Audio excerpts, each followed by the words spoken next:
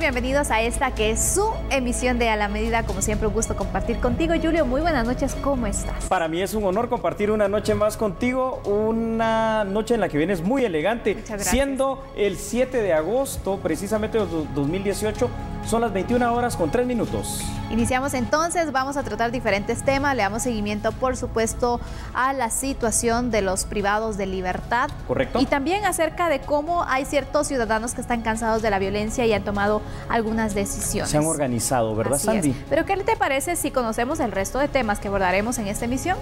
A través de los titulares. Muy bien. Veamos, bienvenidos. ¿Más seguros o con más temor? En nuestro análisis abordaremos la proliferación de grupos patrulleros y su impacto en la seguridad. ¿Quién no actuó bien? El caso de Manuel Barquín causa inquietantes preguntas sobre la grave situación que permitió la muerte de una persona. Alerta. La Secretaría de Bienestar Social y el organismo judicial se mantienen atentos ante posibles ataques perpetrados por integrantes de pandillas. ¿Cómo prevenir los ataques? Examinaremos el papel que juega la inteligencia del Estado ante las preocupantes amenazas de grupos pandilleros.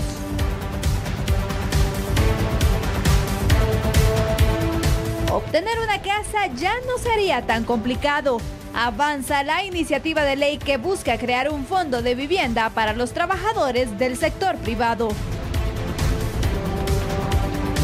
Nuevo presidente de Colombia, Iván Duque, a la presidencia de su país en medio de la polarización, deberá guiar la implementación del acuerdo de paz con las FARC.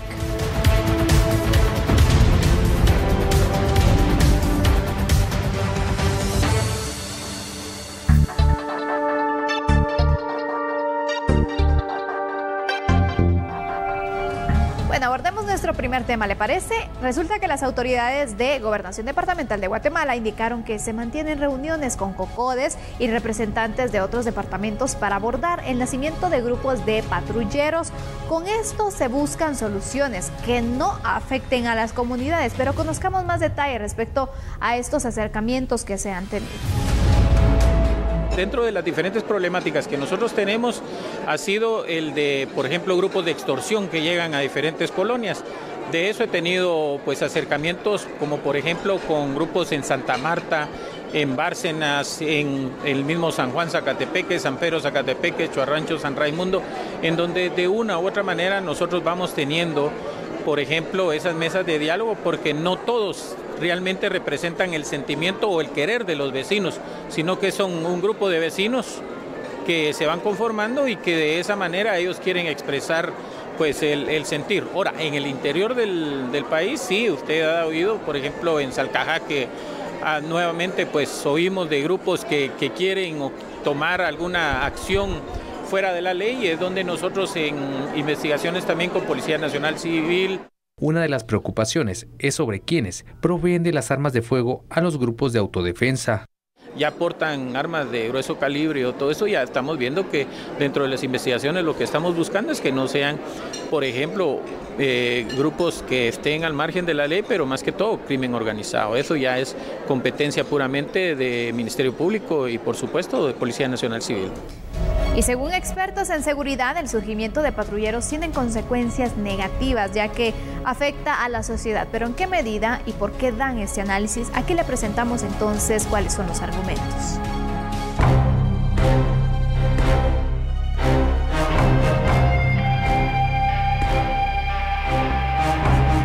Lamentablemente estos grupos surgen en muchas comunidades ante la falta de respuesta rápida al problema de la criminalidad y a la delincuencia.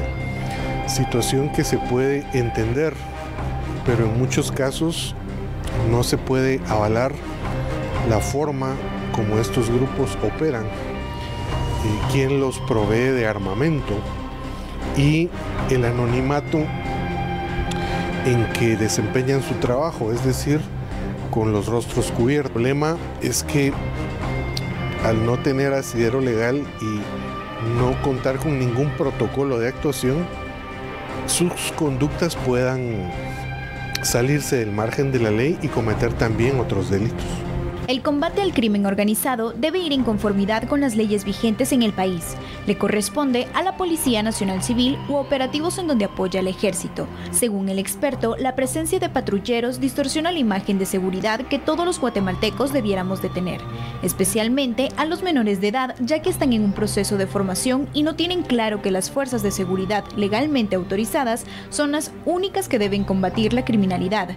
Por lo tanto, es importante la participación de la comunidad en la seguridad ciudadana, pero debe quedar claro cómo. El tema de que los ciudadanos o los miembros de comunidades se organicen para contrarrestar la delincuencia, de hecho es positivo. Hay articulaciones que se pueden realizar con los vecinos, las municipalidades y las mismas fuerzas de seguridad, las cuales cuentan con protocolos de actuación, sobre todo para denunciar hechos delictivos, para posibles seguimientos e investigaciones de hechos criminales denunciados, donde los vecinos o los comunitarios pueden cooperar con las fuerzas de seguridad.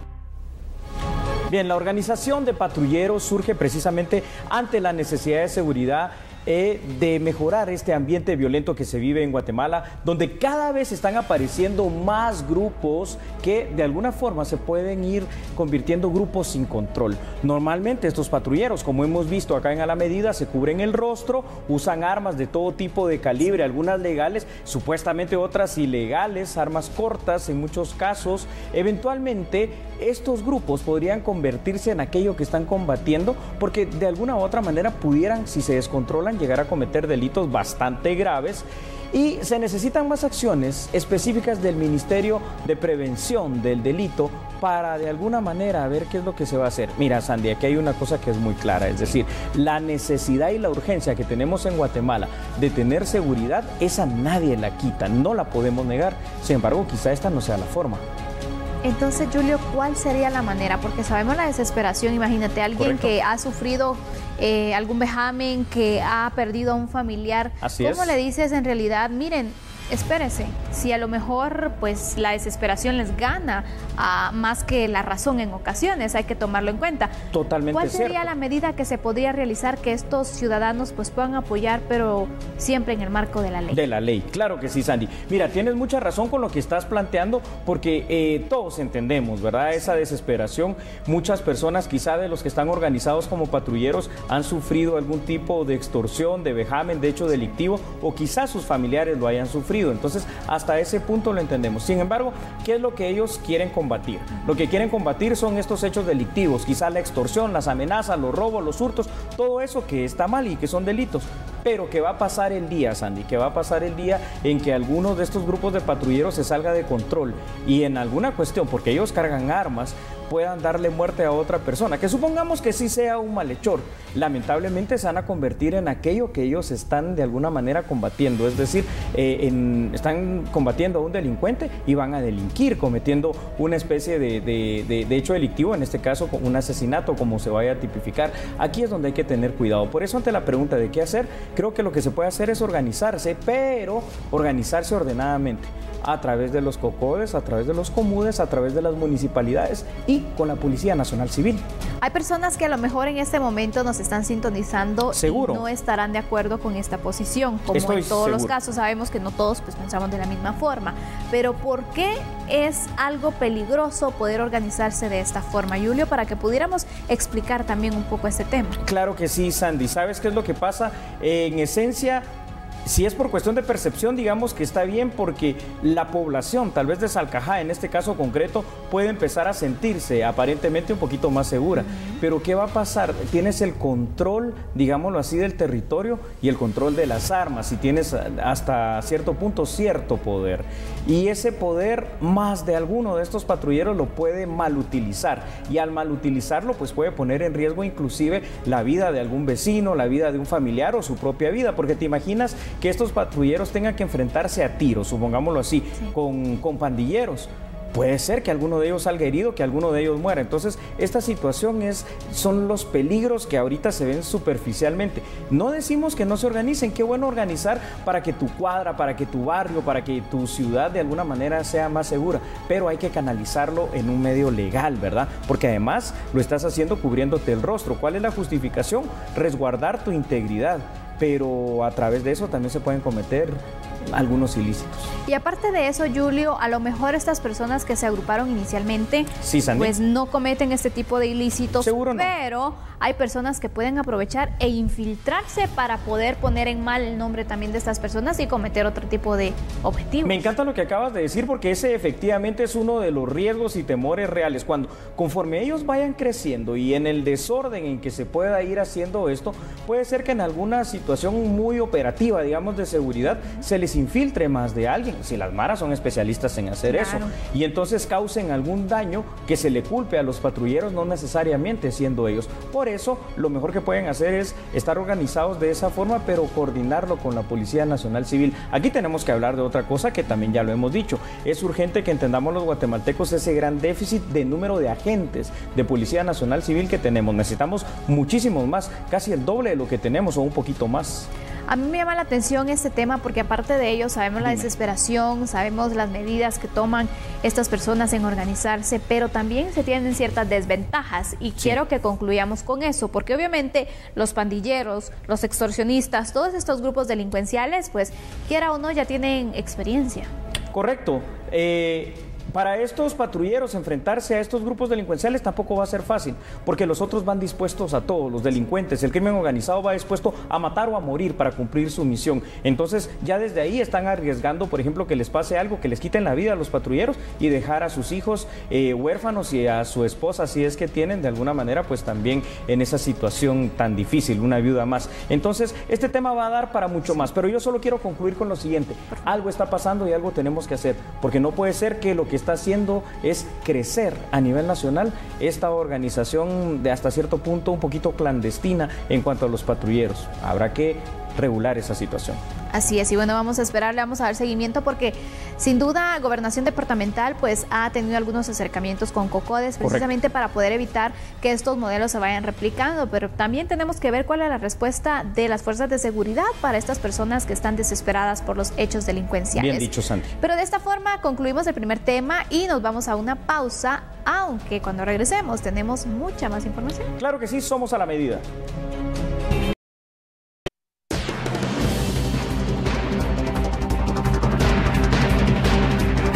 Bueno, y acá en A la Medida de última hora usted puede ver precisamente ahí en pantalla, Sandy, tú también lo estás viendo, la caravana que está trasladando al general Otto Pérez Molina desde Mariscal Zavala hasta el Hospital Roosevelt. Así es, tuvo unas complicaciones de salud, pero es Samuel Orozco quien está dándole seguimiento, así que vamos a escuchar parte del relato que nos comenta nuestro periodista. Escuchamos y veamos las imágenes que son completamente en vivo. Entonces, todo parece que sí. No hemos confirmado aún, no lo hemos confirmado porque aquí en T13 Noticias y en este medio de comunicación pues también esperamos la veracidad del asunto. Ingresamos entonces ahora al carril del Transmetro, nosotros pues vamos detrás de la comitiva. Sandy, podemos ver precisamente esta situación. Esto es una emergencia que se dio. Precisamente el reporte del sistema penitenciario, y estamos viendo el traslado del general Otto Pérez Molina, colapsó, estaba jugando básquetbol, cayó, un problema cardíaco, él tiene un marcapasos. Según relatan las fuentes del sistema penitenciario, este marcapasos se activó, le dio 3 toques eléctricos para reanimar nuevamente el corazón, y en este momento, como podemos ver acá en exclusiva en A la Medida, Sandy, está siendo trasladado de urgencia por las unidades penitenciarias definitivamente hacia el Hospital Roosevelt. Así es, las complicaciones se hicieron presentes, en realidad en ese momento fue una situación complicada la que se registra. Van al Hospital Roosevelt para que de esta forma pueda ser atendido porque el estado de salud del expresidente de la República, Otto Pérez Molina, es bastante complicado, bastante grave, hay que mencionarlo, Julio, y especialmente por los padecimientos que él tiene. Claro que sí, padecimientos que pues sabemos que traen años. Vemos cómo la caravana está tomando ya un un sector, precisamente, si no nos equivocamos, esto es en la zona 6 capitalina, y uno se puede preguntar, ¿por qué no van entonces directamente al tema del Hospital San Juan de Dios, que es el que queda más cercano? Bueno, esto tiene una explicación también lógica. El Roosevelt se ha especializado muchísimo más en los temas de cuidados intensivos para enfermos cardíacos, como es el caso del expresidente Otto Pérez Molina. Esto lo que pone en la balanza nuevamente, Sandy, es el hecho de la aplicación o no de las medidas sustitutivas, alternativas, o los permisos, llamémoslo así, otorgados por los jueces cuando los privados de libertad están teniendo complicaciones de salud. Veíamos el día de ayer el tema del diputado Guarquín, y mira lo que está sucediendo en esta noche. Imagínate, en realidad son varios los procesados que han indicado problemas de salud, entre ellos cardíacos y de diferente índole, también hay que mencionarlo. A través de sus abogados defensores, ellos han planteado esta situación, y precisamente muchos de ellos, la mayoría hay que mencionarlo, no han tenido una respuesta. Y aquí vemos entonces cómo avanza la caravana. Ya Boulevard Liberación. Enfocándose. Así es. Exactamente, ya llegando hacia el sector del Trébol. Del Trébol. Exactamente, para buscar así el Hospital Roosevelt. Así que vamos a tener estas imágenes, vamos a continuar con este recorrido y por supuesto los detalles que no se pueden perder. Vamos a darle seguimiento también al estado de salud del expresidente de la República, situaciones complicadas que se registran de último momento. No, esto es una situación realmente lamentable. Vemos cómo de alguna manera la unidad penitenciaria que traslada al expresidente Otto Pérez Molina se está abriendo paso, hay que decirlo, ¿no? Esta hora todavía es complicada en cuanto al tránsito en Ciudad de Guatemala, y bueno, es una situación sumamente grave. Toda enfermedad cardíaca como las que padece el general Otto Pérez Molina es una situación que de alguna manera es complicadísimo. Vamos a tener ya un equipo precisamente un equipo ahí en el hospital. Tenemos Sandy. a Samuel Orozco, nos va a comentar más detalles, así que vamos a darle seguimiento. Pero Mabel Saucedo se encuentra específicamente en el Hospital Roosevelt a la espera de llegar. Precisamente en estos momentos va a llegar las autopatrullas para poder entonces trasladar al expresidente. Pero veamos entonces qué nos tiene que comentar. Dejémoslos con la señal a los televidentes, por favor.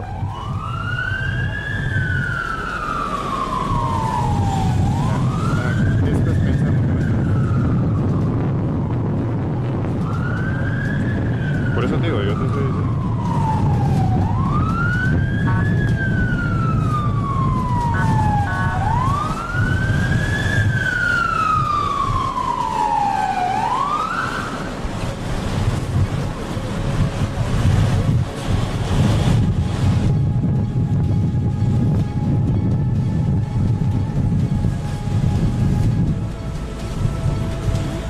A la medida son 2 ambulancias y la unidad penitenciaria que lleva obviamente elementos del sistema penitenciario para el resguardo. Están ya entrando al área del Hospital Roosevelt directamente. Así es, nuestros equipos periodísticos están desplazados, tanto Samuel Orozco, que ha estado en el recorrido de esta caravana, desde, hay que mencionarlo, Mariscal Zavala, hasta pues Mabel Saucedo, que se encuentra en la espera precisamente de poder entonces tenernos detalles. Aquí viene la ambulancia, ahí Sandy. vemos. Y Mabel también ya tiene detalles, así que escuchemos.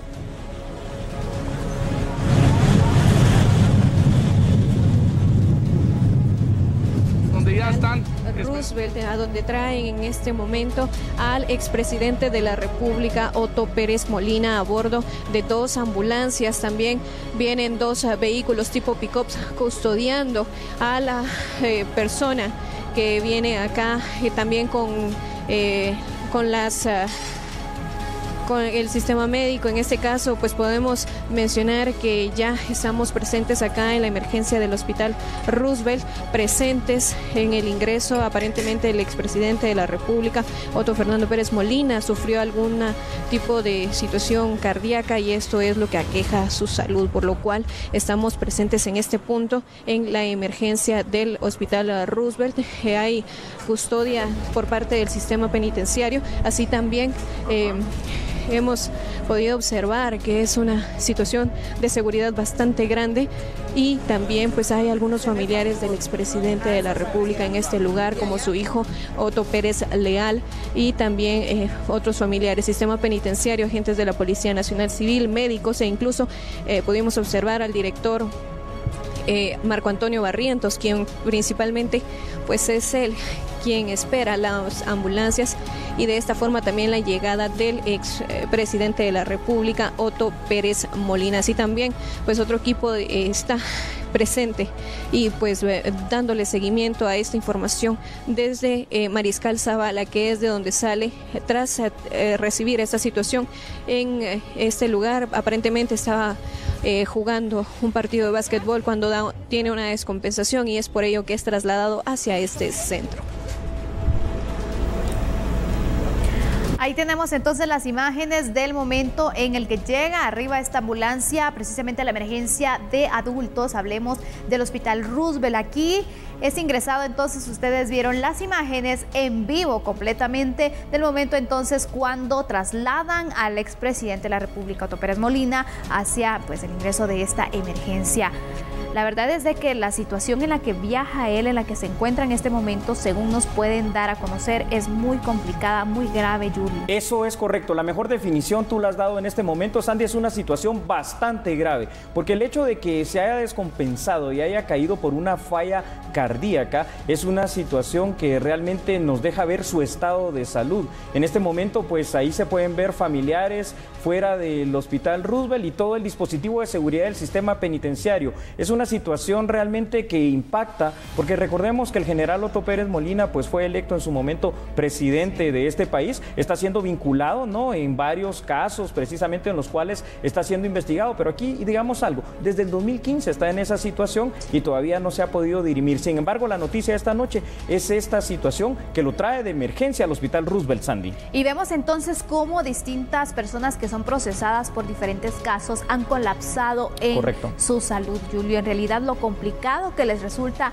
llevar este proceso, la presión, la incertidumbre, las condiciones en las que se encuentran, aunado a esto la situación de salud que ya traían incluso al momento en el que son enviados a prisión preventiva y el tiempo que muchos han pasado, imagínate. Me gustaría hacer hincapié en lo que acabas de decir, Sandy, porque sí, seguramente estas afecciones, si ya el general Otto Pérez Molina contaba con un marcapasos, es algo que ya traía de antes, pero es que se vuelven crónicas a través de esta situación tan deprimente, tan terrible de estar tantos años ahí en esta situación de prisión preventiva sin que se conozca cuál va a ser el fallo y el veredicto real y cierto. Una cosa sí es muy cierta y muy real. Usted está viendo ahí en las pantallas de A la Medida al general Otto Pérez Molina en una imagen de recuadro, pero está viendo las ambulancias que lo trasladaron directamente de Mariscal Zavala. No sabemos cuál es el estado real de salud, será evaluado en este momento por los médicos, pero sí sabemos por los reportes del sistema penitenciario que es, como tú dijiste, muy grave, reservado y delicado. Así es, le vamos a dar seguimiento. De hecho, nuestros equipos periodísticos aún se encuentran en el punto para estarnos actualizando la situación. Veíamos entonces cómo nos mencionaba incluso Mabel Saucedo, que el hijo de el expresidente pues también viajó, imagínate, la preocupación también, porque hay que mencionar algo, en ocasiones se vierten ciertos comentarios, pero no hay que perder entonces el punto familiar, el lado humano de estas personas, así que hay que tomar en cuenta esta situación. Y con esta noticia, Julio, es momento de hacer una pausa. Sin embargo, vamos a continuar con otros temas y, por supuesto, con las actualizaciones entonces de esta que es la noticia de la noche. Claro, Sandy, lo bueno es que usted lo ha visto y lo ha seguido aquí en A la Medida. Y como dijo Sandy, vamos a pausa, no nos cambie, somos A la Medida.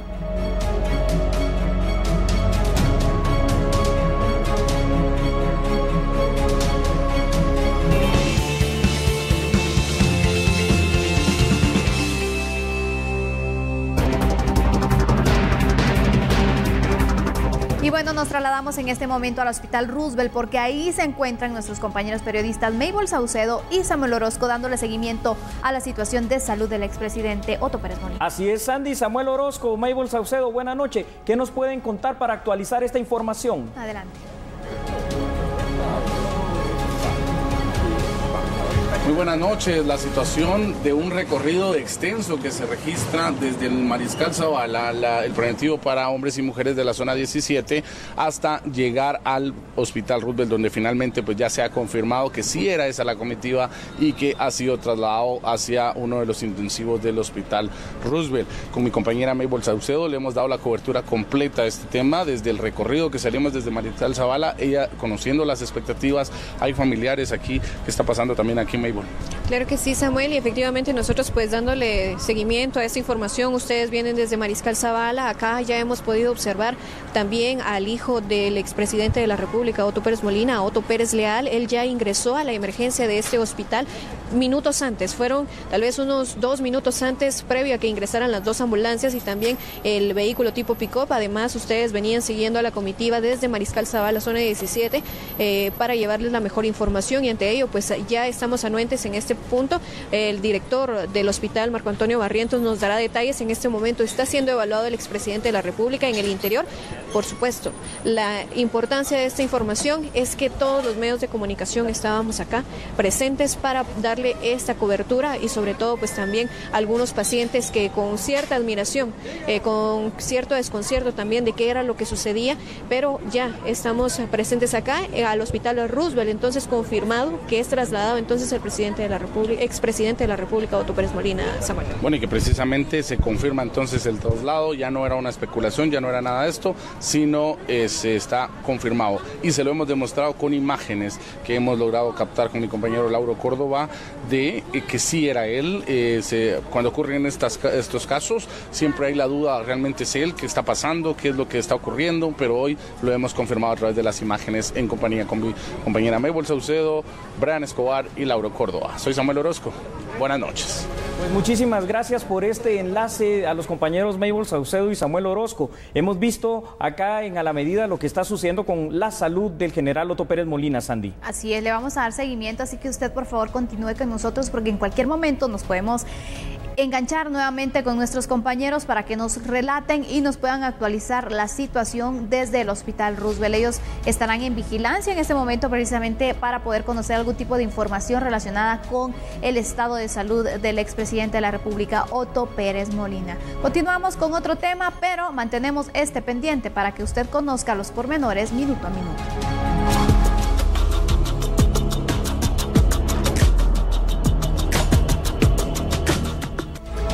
Hablemos de este tema que ayer, pues bueno, estaba acaparando y esta semana ha acaparado la atención: el fallecimiento del exdiputado al Congreso de la República, Manuel Barquín.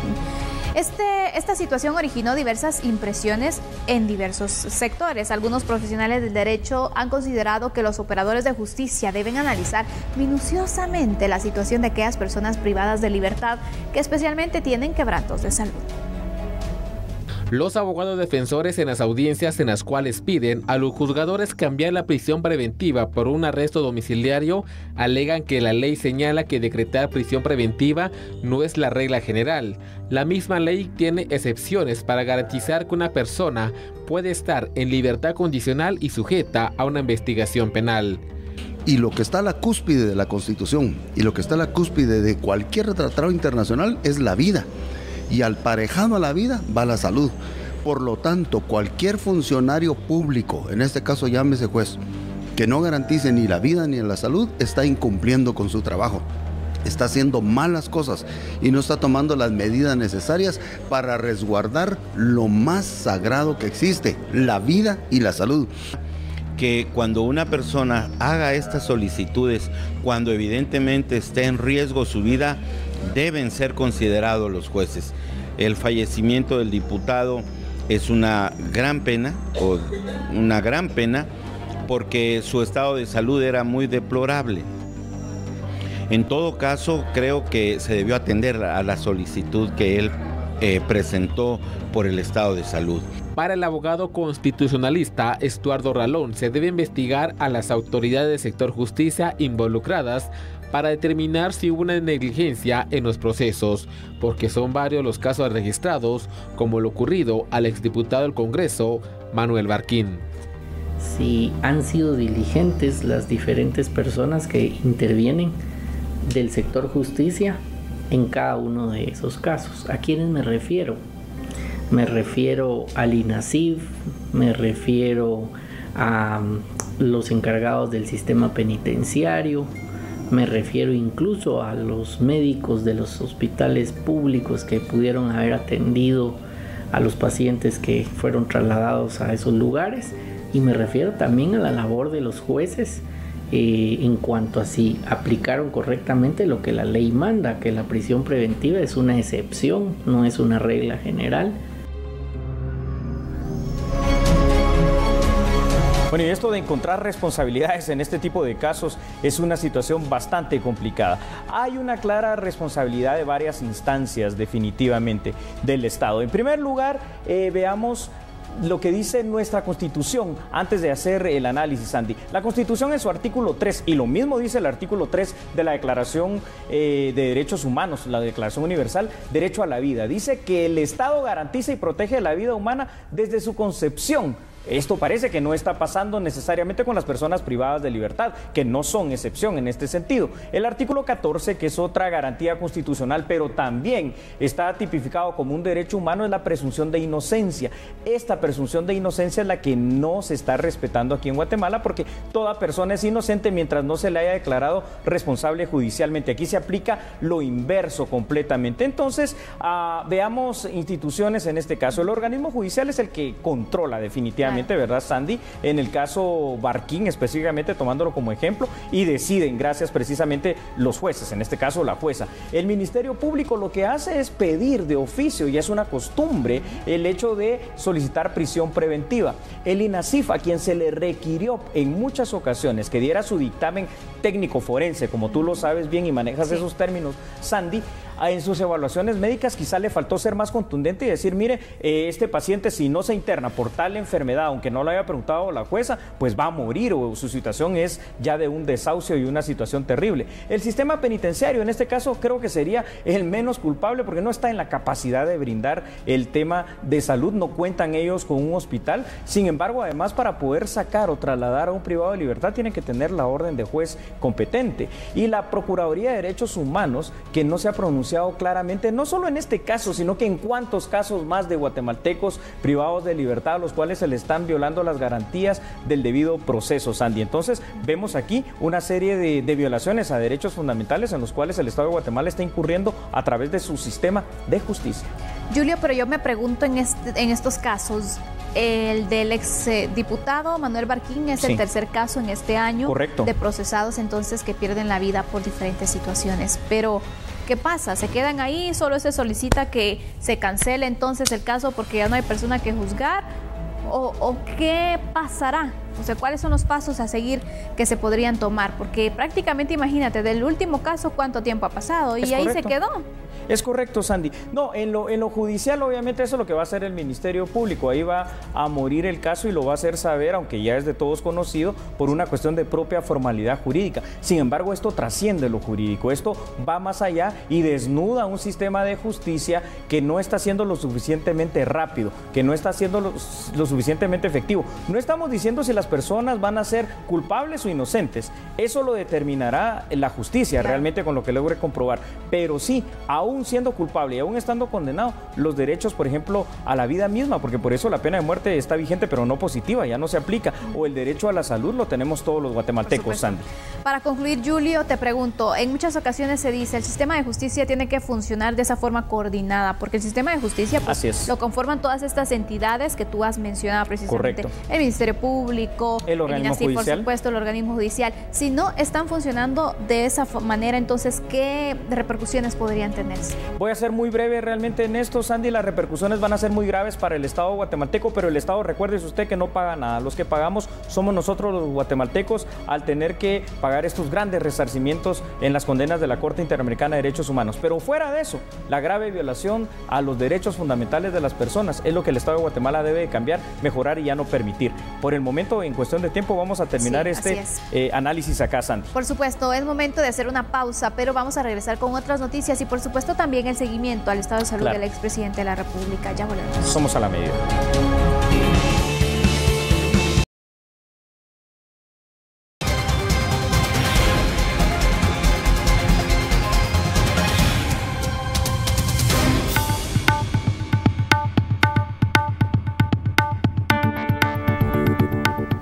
Grave este tema, pero lo tenemos que abordar en este programa. La Embajada de los Estados Unidos en Guatemala emitió una alerta para sus ciudadanos que se encuentran en el país por un posible repunte de violencia este 15 de agosto. Escuchemos y veamos qué es lo que tienen que decir sobre esta advertencia que realizan.